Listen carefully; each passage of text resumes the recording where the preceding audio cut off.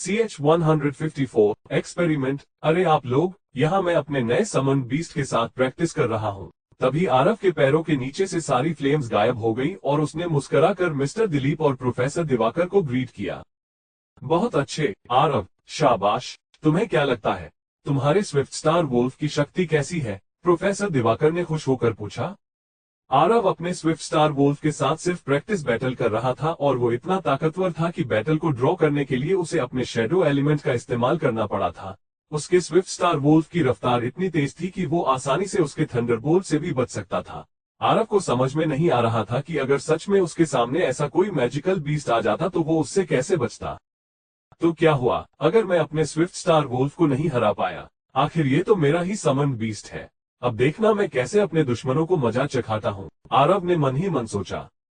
Sir, सच कहूं तो ये इतना ताकतवर है कि मैं इसे रोक नहीं सकता, आरव ने पूरी ईमानदारी से कहा। सिर्फ तुम ही एक स्विफ्ट स्टार वोल्फ से लड़ने के बारे में सोच सकते हो। तुम्हारी जगह अगर कोई और होता तो अब तक उसके चीथड़े उड़ गए होते। सारी की सारी वोल्फ स्पीशीज में स्विफ्ट स्टार वोल्फ को सबसे खतरनाक माना जाता है, प्रोफेसर दिवाकर ने कहा। बिना तैयारियों के कई सारे इंटरमीडिएट मैजिशियंस मिलकर भी इन्हें तंग करने की हिम्मत नहीं करते। प्रोफेसर दिवाकर आरव के नए समन बीस्ट को देखकर बहुत इम्प्रेस थे। आरव ने तुरंत अपने स्विफ्ट स्टार वोल्फ की तरफ देखा और उसे सहलाते हुए कहा, मुझे नहीं पता था कि तुम इतने ताकतवर हो। स्विफ्ट स्टार वोल्फ की एक खासियत होती है, मुझे लगता है कि तुम्हें इस बारे में सही समय आने पर पता चल ही जाएगा। चलो अब सब वापस चलते हैं और आरव की इस सफलता की खुशी में मैं सबको ट्वीट दूंगा। प्रोफेसर दिवाकर बहुत खुश थे। वो तो आरव को इतने गर्व से देख रहे थे कि जैसे वो उनका ही बेटा हो। पहले जब वो संजीवनी भूमि से जादू नगरी आते वक्त ट्रेन में उससे मिले थे, तब प्रोफेसर दिवाकर को लगा था कि आरव किसी भी काम का नहीं है, एकदम नालायक लड़का है। लेकिन अब 2 साल बाद वो ये जान चुके थे कि वो आरव को लेकर वो गलत थे। पिछले इन 2 सालों में उसने बहुत कुछ कर दिखाया था। वो तो ये तक सोच रहे थे कि अपनी पोती की जान पहचान आरव से करवा दे ताकि दोनों आगे चलकर अच्छे दोस्त बन सके। मिस्टर दिलीप भी आरव को बधाई दे रहे थे, लेकिन उनकी नजर अब भी उसके स्विफ्ट स्टार वोल्फ पर थी। वो खुद को उसका काला फर सहलाने से रोक नहीं पाए जो आरव के साथ प्रैक्टिस बैटल में यहाँ वहां बिखर गया था। लेकिन स्विफ्ट स्टार वोल्फ ने उन पर ध्यान तक नहीं दिया, मानो वो ऐसा कह रहा हो कि मुझे अपने गंदे हाथों से मत छुओ। ये सब देखकर ईशान और आरुष बुरी तरह से हैरान हो गए थे। उन्हें अपनी आंखों पर भरोसा नहीं हो रहा था। आखिर इस आरव की किस्मत इतनी अच्छी क्यों है? ये अकेला क्या कम था जो अब इसने अपने समन बीस्ट को भी वोरियर लेवल तक पहुंचा दिया, ईशान ने मन ही मन सोचा। पहले से ही इसके पास 2 एलिमेंट है और वो भी दोनों सबसे ताकतवर एलिमेंट, और अब तो इसका समन बीस्ट भी वॉरियर क्लास तक पहुंच गया है, आरुष ने आरव से जलते हुए मन ही मन कहा। आरव के स्विफ्ट स्टार वोल्फ ने एक गहरी सांस ली और उसकी काली आंखें सीधा ईशान पर आकर टिक गई। ऐसा लग रहा था कि उसने ईशान को पहचान लिया था। वो ईशान ही था जिसने उस पर आर्केन यूनिवर्सिटी में आते ही अपने इंटरमीडिएट स्पेल का इस्तेमाल किया था। स्विफ्ट स्टार वोल्फ आगे बढ़ा और सीधा ईशान के सामने जाकर खड़ा हो गया। उसके बाद वो फिर उसकी तरफ देखने लगा और जैसे उससे कुछ कहना चाह रहा हो। अरे ईशान, मेरा वोल्फ कह रहा है कि वो कुछ देर तुम्हारे साथ प्रैक्टिस बैटल करना चाहता है, आरव ने ईशान से मुस्कुराते हुए कहा। आरव की बात सुनते ही ईशान को वो दिन याद आ गया जब उसने एंट्रेंस टेस्ट के दिन उसके बीस्ट पर अपने इंटरमीडिएट आई स्पेल से हमला किया था। तब वो एक स्पिरिट वोल्फ था।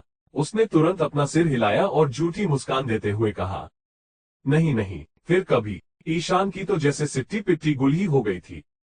आरुष, जो ईशान से थोड़ा ज्यादा शक्तिशाली था, उसे एकांश के नील भेड़िए ने खूब दौड़ाया था, और स्विफ्ट स्टार वोल्फ तो नील भेड़िए से भी ज्यादा ताकतवर होता था, तो फिर ईशान का उसके सामने टिक पाना नामुमकिन था। स्विफ्ट स्टार वोल्फ ने ईशान की तरफ ऐसे देखा मानो जैसे वो कह रहा हो, अब तक तो बहुत अकड़ दिखाते थे, अब क्या हुआ? क्यों? ईशान बाबा की पूरी अकड़ निकल गई। स्विफ्ट स्टार वोल्फ का ये एक्सप्रेशन देखकर ईशान का मुंह शर्म से लाल पड़ गया था। एक वोल्फ उसे नीचा दिखा रहा था। उधर एक सुनसान सड़क पर रात में आसमान के नीचे एक नीले सींगों वाला विशालकाय मैजिकल बीस्ट एक ट्रेन के पीछे भाग रहा था। उसकी रफ्तार इतनी तेज थी कि कुछ ही पलों में उसने उस ट्रेन को पीछे छोड़ दिया और उससे आगे चला गया। पापा, देखो ना, वो कोई राक्षस है क्या? एक छोटी बच्ची ने उस विशालकाय मैजिकल बीस्ट को ट्रेन की खिड़की में से देखते हुए कहा। हे भगवान, ये तो सच में एक मैजिकल बीस्ट है, उस लड़की के पापा ने जोर से चिल्लाया और अपनी बेटी को सीने से लगा लिया। वैसे तो ट्रेन को सेफ जोन के अंदर माना जा सकता था, लेकिन इस बात की कोई गारंटी नहीं थी कि वहां कोई मैजिकल बीस्ट न आए। उस लड़की ने अभी शायद एक ऐसे ही मैजिकल बीस्ट को देखा था, जोसेफ जोन के अंदर आ गया था। उस लड़की के पापा की चीख ने कई सारे पैसेंजर्स का ध्यान खींच लिया था, जो अब खिड़की के बाहर उस विशालकाय मैजिकल बीस्ट को बहुत ध्यान से देख रहे थे। सभी लोग शांत हो जाए, वो सिर्फ एक कंट्रैक्टेड बीस्ट है। एक सीनियर हंटर पास ही ड्यूटी पर है और रेलवे लाइन का इन्वेस्टिगेशन कर रहे हैं। ट्रेन के स्पीकर से सभी पैसेंजर्स को आवाज आए। अच्छा, तो वो सिर्फ एक कंट्रैक्टेड बीस्ट है। मैं तो बुरी तरह से डर गया था। तुमने उसके समरना को नहीं देखा? वो उस बीस्ट के सिर पर खड़ा हुआ था। वो एक सीनियर हंटर है। उनके लिए तो कमांडर क्लास भी किसी पालतू जानवर जैसे होते हैं, और मुझे तो लगता है कि वो नीला बीस्ट एक कमांडर क्लास बीस्ट है। वो मैजिकल बीस्ट तो ट्रेन के काफी आगे निकल गया था, लेकिन सारे पैसेंजर्स ये जानना चाहते थे कि आखिर ऐसा क्या हुआ था कि एक सीनियर हंटर को रेलवे लाइन का इन्वेस्टिगेशन करने आना पड़ा। सीनियर हंटर के ब्लूटूथ से तभी एक आवाज आए, सीनियर हंटर, मैं टारगेट के इससे ज्यादा करीब नहीं जा सकता। उसकी शक्ति इतनी ज्यादा है कि मैं 5 मिनट भी उससे मुकाबला नहीं कर पाऊंगा। जैसे ही रात की थोड़ी धुंध हटी और चांद बादलों के पीछे से बाहर आया तो चारों तरफ चांदनी छा गई। थोड़ी दूरी पर कोई हवा में उड़ रहा था। ये जमीन से लगभग 50 मीटर की ऊंचाई पर था और एक रफ्तार बनाकर उड़ रहा था। उसकी पीठ पर जो पंख थे, रात के अंधेरे में खूबसूरत लग रहे थे। जब जब भी वो उन्हें फड़फड़ाता था, पीछे हवा का एक झोंका आता था। उस पर नजर रखना, उसे जाने मत देना, मैं भी वहां पहुंचता हूं, सीनियर हंटर ने उस काली जैकेट वाले आदमी को जवाब दिया। जब मिलिट्री ने गलती की है तो हम उसका खामियाजा क्यों भरे? वो सिर्फ जोन से बाहर जा रहा है, क्या आप भी उसका पीछा करना है? काली जैकेट वाले आदमी ने गुस्से में कहा। हाँ, मिलिट्री के साथ साथ मैं भी इस प्रोजेक्ट का इंचार्ज हूँ। मुझे नहीं लगता कि इसमें कोई भी जिंदा बचा है। वो इंसान हमारे रास्ते का सबसे बड़ा कांटा था, सीनियर हंटर ने कहा। जब आपको पता था कि ये प्रोजेक्ट इतना खतरनाक था तो आपने इसे लिया ही क्यों? देखिए अब आपने कैसा मॉन्स्टर बना दिया, और ये प्रोजेक्ट इंसानियत के खिलाफ है, क्योंकि हर बार इसमें किसी न किसी मैजिशियन की जान जरूर जाती है। उस काली जैकेट वाले आदमी ने गहरी सांस लेकर कहा। कुछ भी हो, पहली बार हमें उम्मीद की किरण देखी है। पुराने लोग कभी अपनी उम्मीद नहीं छोड़ेंगे। मैं तुम्हें देख पा रहा हूँ। रुको, सीनियर हंटर ने कहा। वो विशालकाय नीला बीस्ट एक बड़े से घास के मैदान में रुक गया। यही पास ही हवा में थोड़ी ऊंचाई पर वो काली जैकेट वाला आदमी अपने पंखों की मदद से उड़ रहा था। वो उतनी दूरी से सीनियर हंटर को एक छोटे से पंछी की तरह दिख रहा था। बूम! अचानक मैदान में एक बड़ा धमाका हुआ। उसके असर से चारों तरफ की घास पूरी तरह से झुक गई। अर्जुन संभल कर, सीनियर हंटर ने काली जैकेट वाले आदमी को सतर्क करते हुए कहा। क्या मतलब? ये तो मेरे ठीक नीचे है, उस काली जैकेट वाले आदमी ने पैनिक होकर कहा। दोस्त चलो उसे चलकर बचाओ, सीनियर हंटर ने अपने विशालकाय बीस्ट से कहा। उस विशालकाय नीले बीस्ट ने जमीन पर पैर मारे और वो हवा में कूद गया। उसके इस छलांग ने लगभग 1 किलोमीटर का रास्ता तय कर लिया था। उसने एक बार फिर से छलांग लगाई और मैदान के ठीक बीच में पहुंच गया। 2 छलांगों में जो दूरी तय की थी वो बहुत ज्यादा थी। तेज हवा के झोंके में अचानक कुछ बहुत तेजी से उस काली जैकेट वाले आदमी से टकरा गया। वो बहुत तेजी से आसमान से गिरने लगा और सीधा जमीन से जाकर टकरा गया। लेकिन टक्कर इतनी शक्तिशाली थी कि इसके बाद भी वो रुका नहीं। मैदान में कुछ दूर तक घसीटने के बाद ही वो खुद को रोक पाया। अर्जुन, क्या तुम ठीक हो? विशालकाय नीले बीस्ट पर बैठे हुए सीनियर हंटर ने पूछा। जिंदा, मैं जिंदा हूँ। वो बेहद शक्तिशाली है, सर संभल कर रहिए, अर्जुन जोर से चिल्लाया। इस बार का टेस्ट सब्जेक्ट एक एडवांस मैजिशियन था। एक्सपेरिमेंट में उसके तीनों एलिमेंट की शक्ति उलट पुलट हो गई, क्योंकि उसके पास पहले से ही एक एडवांस मैजिशियन की शक्ति थी। जिस मॉन्स्टर में वो बदला, वो उससे भी ज्यादा खतरनाक और शक्तिशाली बन गया, सीनियर हंटर ने कहा। आपको किसी भी हाल में ये एक्सपेरिमेंट जल्द से जल्द खत्म करना होगा। ये तो दिन ब दिन और खतरनाक होता जा रहा है। कुछ एडवांस मैजिशियंस को तो मैं अकेले ही संभाल सकता हूँ, लेकिन इस मॉन्स्टर को संभालना मेरे बस की बात नहीं है, अर्जुन ने कहा। सीनियर हंटर ने अर्जुन की बात का कोई जवाब नहीं दिया, क्योंकि वो मॉन्स्टर उसे अपनी डरावनी लाल आंखों से घूर रहा था। सीनियर हंटर के विशालकाय नीले बीस्ट को कमांडर क्लास बीस्ट में बहुत उम्दा माना जा सकता था। आमतौर पर उसे देखकर मैजिकल बीस्ट थरथर कांपने लगते थे, लेकिन उस मॉन्स्टर के चेहरे पर डर का कोई नामो निशान नहीं था, बल्कि ऐसा लगता था कि वो उसे मारने के लिए तैयार था।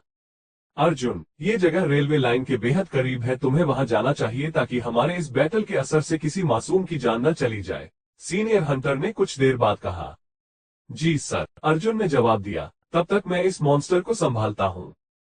सीनियर हंटर की नजरों में अब गुस्सा दिखने लगा था और उनकी बॉडी के चारों तरफ बेहद चमकदार स्टार पैटर्न्स आ गए थे। ये स्टार पैटर्न न सिर्फ उनके पैरों के नीचे थे बल्कि उनके ऊपर और चारों तरफ भी थे, और जिस रफ्तार से उन्होंने अपने इन स्टॉर्स को एक दूसरे से जोड़ा था वो बिजली से तेज थे। इसके अलावा ये स्टार पैटर्न एक रहस्यमय शक्ति से एक दूसरे से जुड़ रहे थे, और वहां इतने सारे स्टॉर्स थे जो पूरे आसमान को भी भर सकते थे। कुछ दूरी पर खड़े हुए अर्जुन ने ये देखकर अपना सिर हिलाया और बोला, काश काश मैं भी एक सीनियर हंटर होता तो मैं भी सर के जैसे अपने पहले अटैक में ही एडवांस्ड मैजिक का इस्तेमाल कर पाता और उस मॉन्स्टर को मजा चखा पाता। रात की चांदनी ट्रेन की सतह पर चमक रही थी। ये ट्रेन बहुत तेजी से घास के मैदान को पार कर रही थी।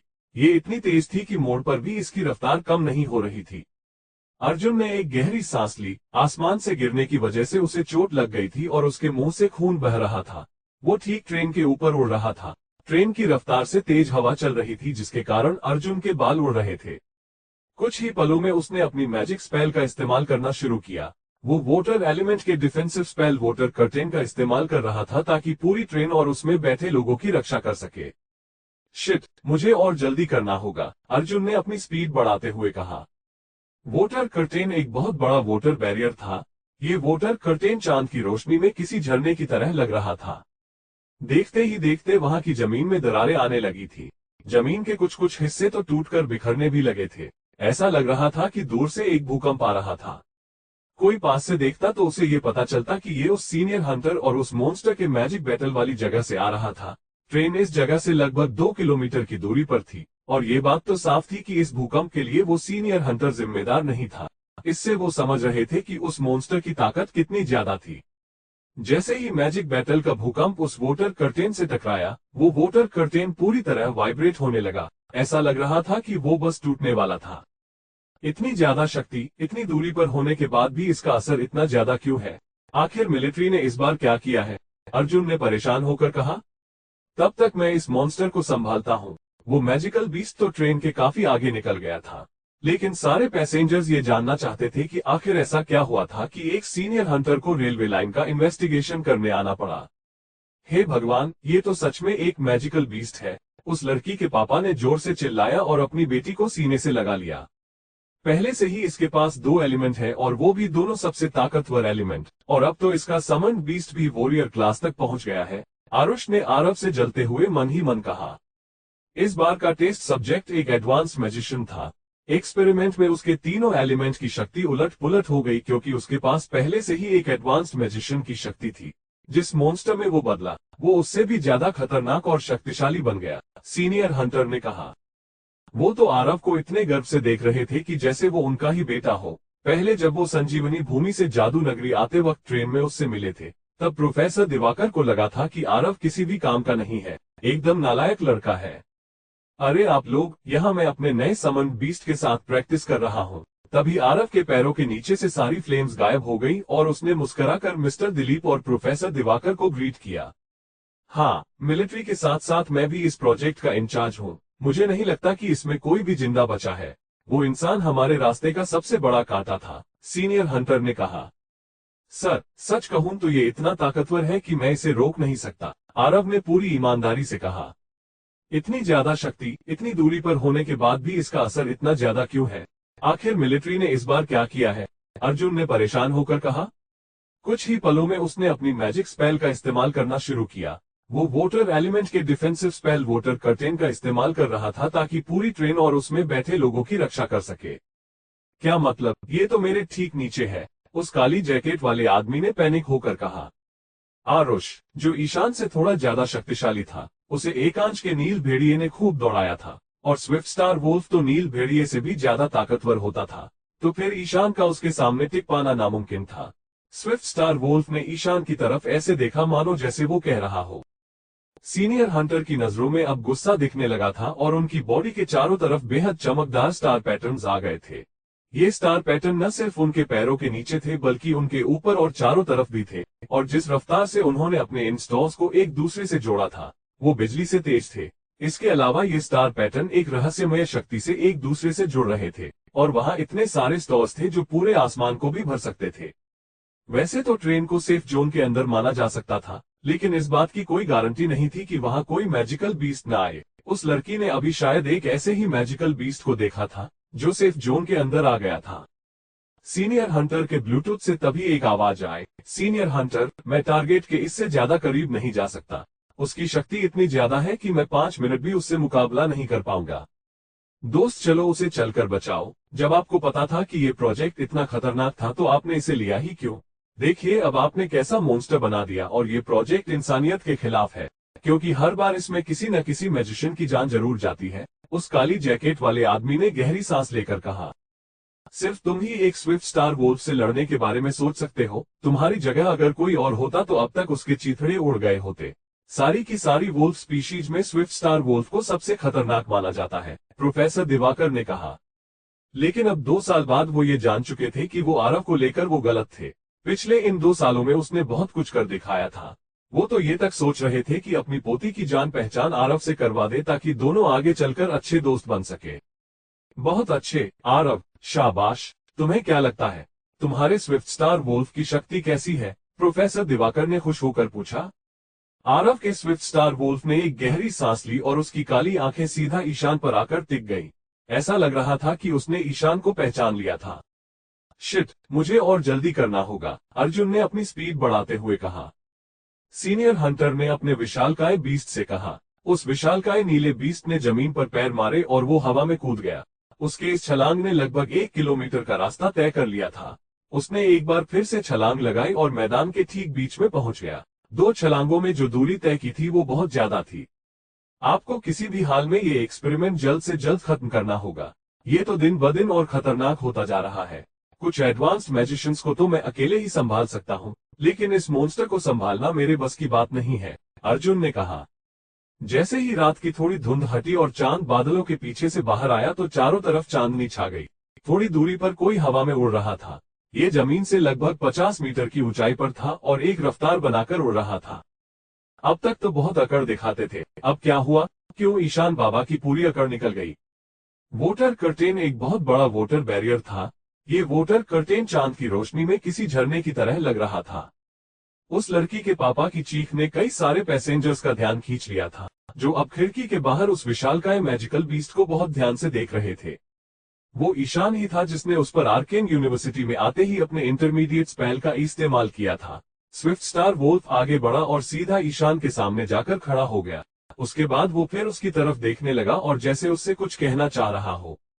आरव अपने स्विफ्ट स्टार वोल्फ के साथ सिर्फ प्रैक्टिस बैटल कर रहा था और वो इतना ताकतवर था कि बैटल को ड्रॉ करने के लिए उसे अपने शेडो एलिमेंट का इस्तेमाल करना पड़ा था।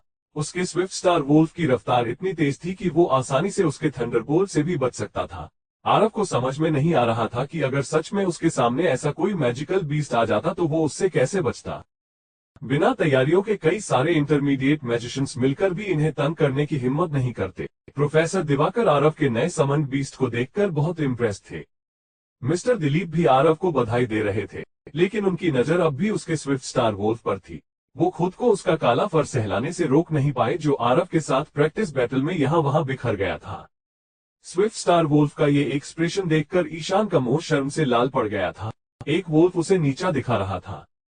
कुछ भी हो, पहली बार हमें उम्मीद की किरण देखी है। पुराने लोग कभी अपनी उम्मीद नहीं छोड़ेंगे। मैं तुम्हें देख पा रहा हूँ, रुको, सीनियर हंटर ने कहा। सीनियर हंटर ने अर्जुन की बात का कोई जवाब नहीं दिया क्योंकि वो मॉन्स्टर उसे अपनी डरावनी लाल आंखों से घूर रहा था। सीनियर हंटर के विशालकाय नीले बीस्ट को कमांडर क्लास बीस्ट में बहुत उम्दा माना जा सकता था। आमतौर पर उसे देखकर मैजिकल बीस्ट थर-थर कांपने लगते थे, लेकिन उस मॉन्स्टर के चेहरे पर डर का कोई नामो निशान नहीं था, बल्कि ऐसा लगता था कि वो उसे मारने के लिए तैयार था। कुछ दूरी पर खड़े हुए अर्जुन ने ये देखकर अपना सिर हिलाया और बोला, काश मैं भी एक सीनियर हंटर होता तो मैं भी सर के जैसे अपने पहले अटैक में ही एडवांस्ड मैजिक का इस्तेमाल कर पाता और उस मॉन्स्टर को मजा चखा पाता। देखते ही देखते वहां की जमीन में दरारें आने लगी थी। जमीन के कुछ हिस्से तो टूटकर बिखरने भी लगे थे। ऐसा लग रहा था कि दूर से एक भूकंप आ रहा था। उसकी पीठ पर जो पंख थे रात के अंधेरे में खूबसूरत लग रहे थे। जब भी वो उन्हें फड़फड़ाता था, पीछे हवा का एक झोंका आता था। तेज हवा के झोंके में अचानक कुछ बहुत तेजी से उस काली जैकेट वाले आदमी से टकरा गया। वो बहुत तेजी से आसमान से गिरने लगा और सीधा जमीन से जाकर टकरा गया, लेकिन टक्कर इतनी शक्तिशाली थी कि इसके बाद भी वो रुका नहीं। मैदान में कुछ दूर तक घसीटने के बाद ही वो खुद को रोक पाया। सभी लोग शांत हो जाए, वो सिर्फ एक कंट्रैक्टेड बीस्ट है। एक सीनियर हंटर पास ही ड्यूटी पर है और रेलवे लाइन का इन्वेस्टिगेशन कर रहे हैं। ट्रेन के स्पीकर से सभी पैसेंजर्स को आवाज आए। आरव ने तुरंत अपने स्विफ्ट स्टार वोल्फ की तरफ देखा और उसे सहलाते हुए कहा। वो विशालकाय नीला बीस्ट एक बड़े से घास के मैदान में रुक गया। यही पास ही हवा में थोड़ी ऊंचाई पर वो काली जैकेट वाला आदमी अपने पंखों की मदद से उड़ रहा था। वो उतनी दूरी से सीनियर हंटर को एक छोटे से पंछी की तरह दिख रहा था, लेकिन स्विफ्ट स्टार वोल्फ ने उन पर ध्यान तक नहीं दिया, मानो वो ऐसा कह रहा हो कि मुझे अपने गंदे हाथों से मत छुओ। अरे ईशान, मेरा वोल्फ कह रहा है कि वो कुछ देर तुम्हारे साथ प्रैक्टिस बैटल करना चाहता है, आरव ने ईशान से मुस्कुराते हुए कहा। उधर एक सुनसान सड़क पर रात में आसमान के नीचे एक नीले सींगों वाला विशालकाय मैजिकल बीस्ट एक ट्रेन के पीछे भाग रहा था। उसकी रफ्तार इतनी तेज थी कि कुछ ही पलों में उसने उस ट्रेन को पीछे छोड़ दिया और उससे आगे चला गया। कोई पास से देखता तो उसे ये पता चलता कि ये उस सीनियर हंटर और उस मॉन्स्टर के मैजिक बैटल वाली जगह से आ रहा था। ट्रेन इस जगह से लगभग 2 किलोमीटर की दूरी पर थी और ये बात तो साफ थी कि इस भूकंप के लिए वो सीनियर हंटर जिम्मेदार नहीं था। इससे वो समझ रहे थे कि उस मॉन्स्टर की ताकत कितनी ज्यादा थी। मुझे नहीं पता था कि तुम इतने ताकतवर हो। उस पर नजर रखना, उसे जाने मत देना, मैं भी वहां पहुंचता हूं, सीनियर हंटर ने उस काली जैकेट वाले आदमी को जवाब दिया। तो क्या हुआ अगर मैं अपने स्विफ्ट स्टार वुल्फ को नहीं हरा पाया? आखिर ये तो मेरा ही समन बीस्ट है। अब देखना मैं कैसे अपने दुश्मनों को मजा चखाता हूँ, आरव ने मन ही मन सोचा। रात की चांदनी ट्रेन की सतह पर चमक रही थी। ये ट्रेन बहुत तेजी से घास के मैदान को पार कर रही थी। ये इतनी तेज थी कि मोड़ पर भी इसकी रफ्तार कम नहीं हो रही थी। अच्छा, तो वो सिर्फ एक कंट्रैक्टेड बीस्ट है। मैं तो बुरी तरह से डर गया था। तुमने उसके समरण को नहीं देखा? वो उस बीस्ट के सिर पर खड़ा हुआ था। वो एक सीनियर हंटर है। उनके लिए तो कमांडर क्लास भी किसी पालतू जानवर जैसे होते हैं, और मुझे तो लगता है कि वो नीला बीस्ट एक कमांडर क्लास बीस्ट है।